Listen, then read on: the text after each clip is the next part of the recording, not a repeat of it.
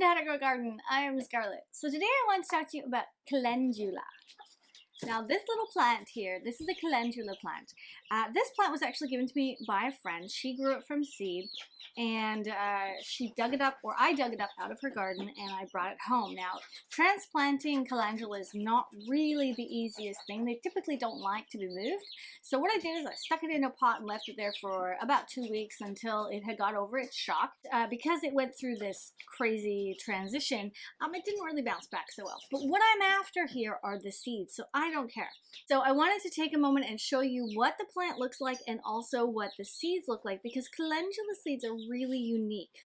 Okay, so what you want to do is wait until the plant has kind of gone dormant, the seeds have dried.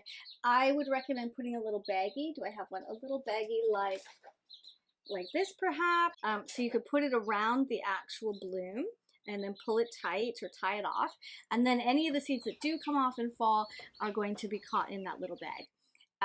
It's a very important plant. Calendula is used traditionally. It is used in creams and ointments. It promotes healing. It's really great for you. I recommend looking it up if you're not sure. Check it out because it's one of those things you really want to have around. Look, Kitty wants to join us. Hello, Kitty. Down you go. Okay, and something else I just quickly noticed is that there are some bugs on this plant. So what I've done, and I'm going to do a video about this separately, is I've created, or I've made some poison. It's made from rhubarb leaf juice, which I've boiled down to get the essence out of. And actually I need to strain it. And this is going to be okay. I can leave it on the shelf. It can essentially go bad. It can rot. It doesn't matter. I can just leave it on the shelf and I can put it into a spray bottle and spray the entire plant. But in this case, there were just a few little bugs all clustered together. So I grabbed a brush, dipped it into my my homemade insecticide, organic homemade insecticide, and I just brushed them right on to the little bugs. And now we're talking, what, 3, 4, 5 minutes later, the bugs are dead. There's not a single movement. And now I can, if I wanted to, I could wash it off or spray it down with an actual water bottle with water in it to get the bugs to fall off. But I just wanted to make sure that whatever's happening here doesn't pass to the other plants. Then I have to go crazy and spray everything.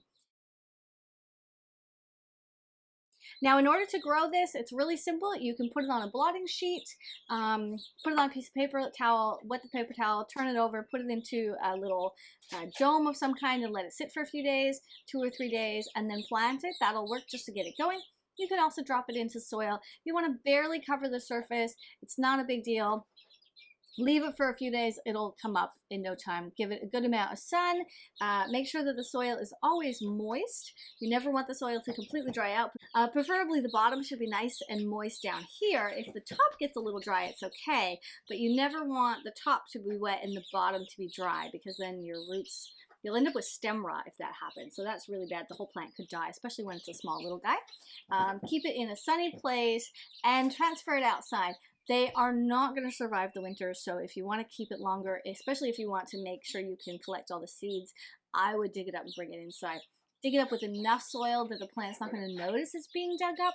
In this case, it went from my friend's house, and her house, the soil was rock hard and bone dry. I don't know how the plant was living at all. And I dug it up, and of course all the soil came right off, so it did go into shock, which is why I put it into water for a few days, or for about a week or two before potting it up into well-rotted vintage cow manure. To make sure they're completely dry, put them into a container. I like to put rice in there too. And go ahead and start them the next year. Make sure you label them with the date and what they are. Even though they look pretty cool, make sure you label them, because next year you'll be looking at those going, what is that, if you're not sure. I'm Scarlett. Thanks for watching, and I will see you in the next video. Toodaloo, guys.